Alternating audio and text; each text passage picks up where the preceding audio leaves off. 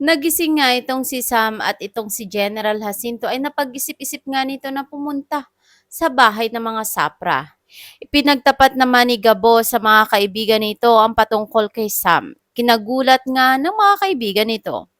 Habang itong si Betchay ay umuwi na nga ito ng bahay ni Gabo at sabi nito, may putukan nga daw kay kagabi dahil lasing nga ito at dumiretso na nga ito sa kwarto nito para matulog. Nakita naman ito ni Sam, si Betchay, kaya nagtago ito habang hawak-hawak nito ang baril. Sabi nga ni Gabo, dapat daw ay wala daw silang pagsasabihan dahil delikado nga daw ang buhay ni Sam, sabi sa kaibigan nito. Kaya itong mga kaibigan ni Gabo ay nangako naman na hindi nila sasabihin kahit kanino.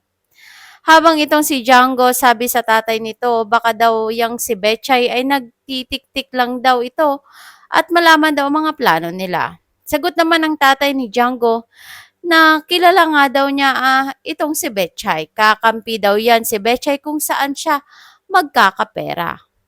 Pagpasok nga ni Gabo ng bahay nila ay biglang hinatak ito ni Sam at sabi nito, saan daw siya at sino daw ito? Sabi nga ni Gabo, mag-ingat nga daw ito ay baka maiputok nito ang baril. Tanong ni Sam, ano ang ginagawa niya kana Gabo? Sagot naman ni Gabo, asawa nga daw siya nito at siya si Gloria. Biglang huminahon nga itong si Sam. Sabi ni Sam, asawa? Mukhang wala ngang maalala talaga itong si Sam sa nangyari. Pakabangan nga natin kung tutuhanin na kaya ni Gabo na asawa niya itong si Sam. Yan ang ating pakabangan sa mga susunod pang episode ng Sigabo.